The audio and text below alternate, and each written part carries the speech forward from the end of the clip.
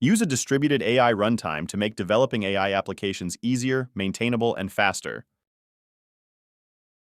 After bringing up your local Kitchen AI, sign up for an account and log in.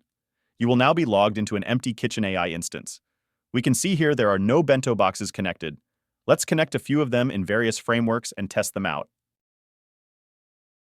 Let's make a simple query function using the standard OpenAI SDK.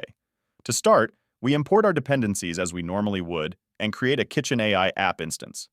Bento boxes are nothing more than registering a set of function handlers.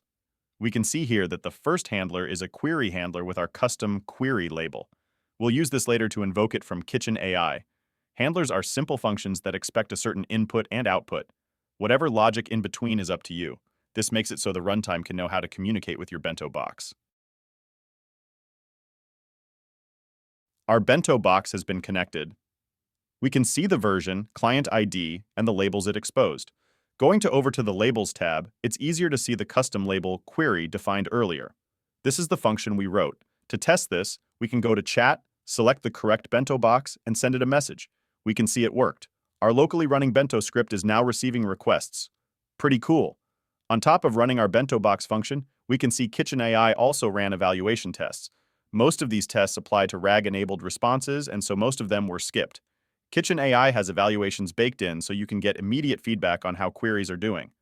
Let's go back and check out our local Bento box and see how it handled this request.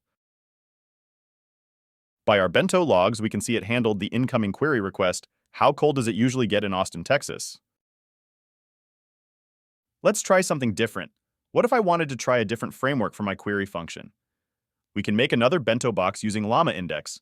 Just import the correct packages and implement our logic. As long as we fulfill the function signature, the runtime will handle the rest.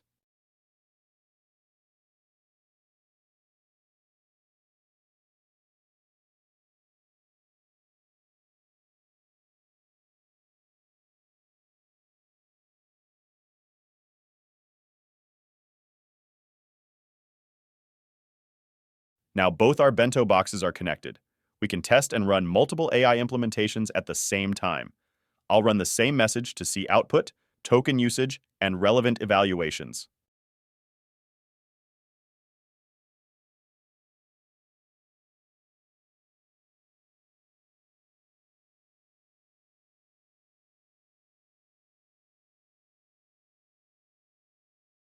Okay, that was easy. Let's kick it up a notch and write a Bento box that deals with RAG ingestion. Here, we define a storage handler which expects a different set of inputs and outputs. As part of the input, we receive the file in bytes, so it's up to us to define how we want to process that. In our scenario, we'll use LlamaIndex helpers to chunk and embed them into our Chroma datastore. We'll run this and connect this Bento box to our Kitchen AI.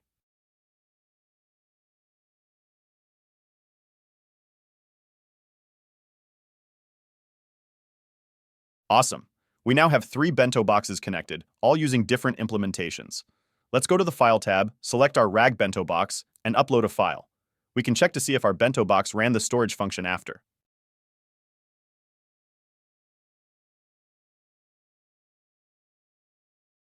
Great. Now we can see that our function worked. It took the incoming bytes and stored them in a vector store. It's important to note, we didn't waste any time building a server to test this out. We just wrote a handler with the right signatures and let the runtime take care of the rest.